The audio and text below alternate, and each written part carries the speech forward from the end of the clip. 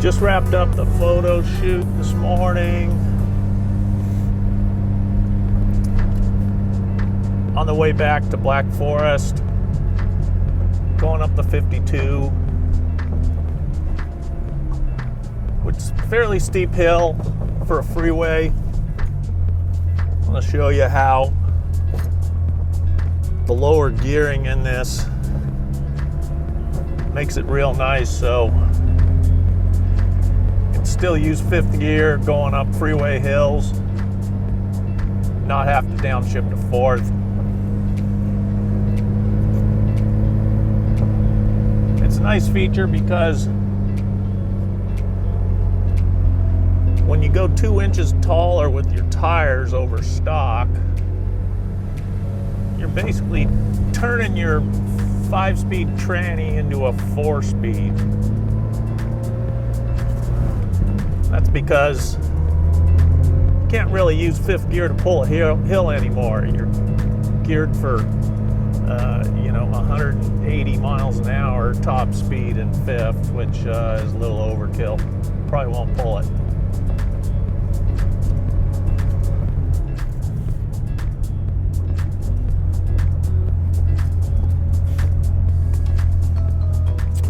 When I got the car last summer, the first thing I did was pull the tranny and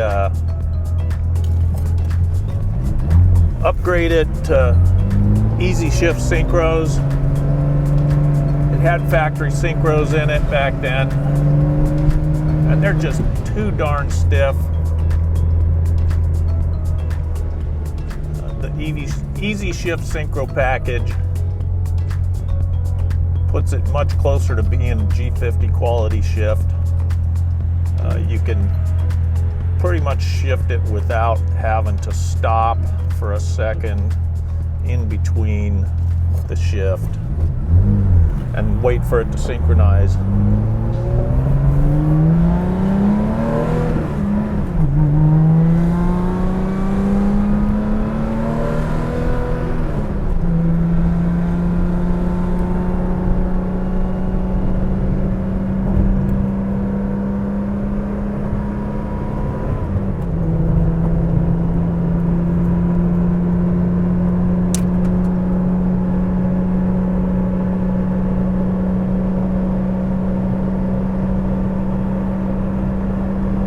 Gear, going 70, it's tacking almost $4,000.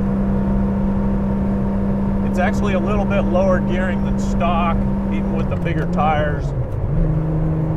There's fifth, turning 3,100 at 70.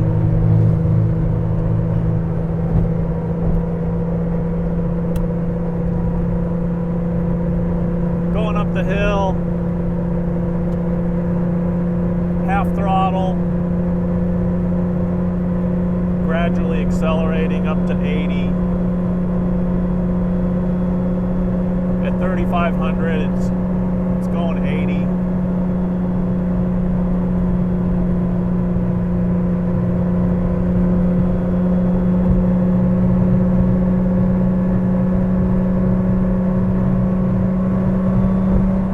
Still going uphill. Still at half throttle, 4,000 RPMs in fifth gear, going 90.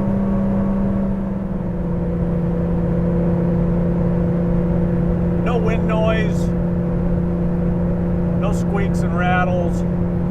Really tight car. I took plastic bushings off of this car because they squeak and groan. Did the poly bronze on steel, metal on metal, but self-lubricating. And there's no free play in those bushings, and they don't get hot like plastic bushings do when you work them kind of hard. The big attraction to this car when I got it, even though it was a track day car for several years and not that many miles, was the lower gearing, the guard diff, the suspension upgrades, the Bilstein struts already, and the fact that it's chipped up from track use. I'll post some pictures of that damage, and so you don't have to feel bad about putting the first dozen or more chips in it, taking it off-road.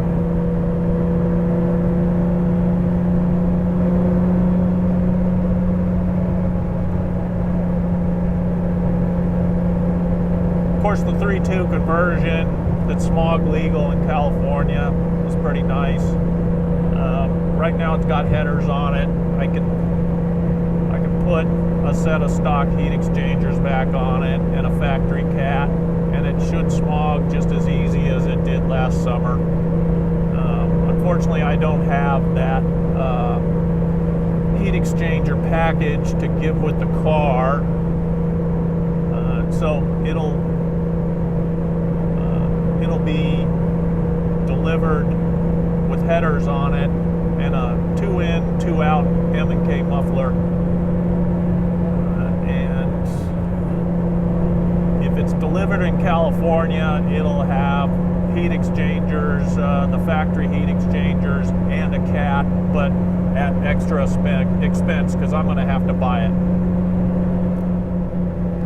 I built this last summer, and it's pretty much been my favorite 911 to drive on the street because I can drive it anywhere, not worry about leaving it in a parking lot. And if somebody happens to friggin' door ding the thing, I'm not going to lose any sleep over it.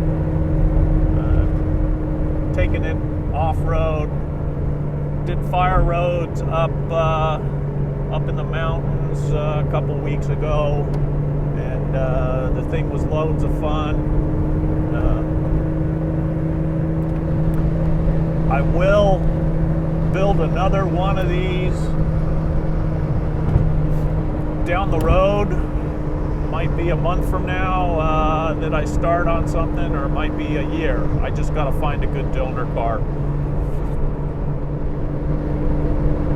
Tires only have like 1,000 miles on them at this point. They're still fairly quiet. You get a little bit of a hum out of them, but it's not that bad. The nice thing about the roof rack is you get virtually no noise out of that roof rack. I've done other safaris with custom-built roof racks on them that were more extensive, and the amount of wind noise that comes off of some of those racks is just ridiculous. They start howling at about 40 miles an hour, and by freeway speed, it's all you hear is the roof rack howling. But this one's silent, and it looks good too.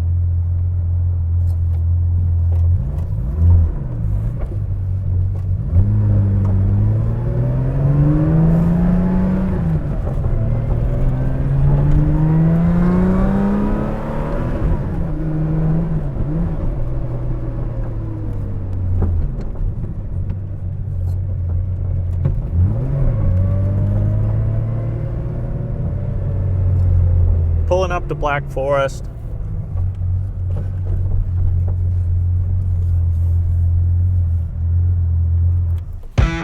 Done.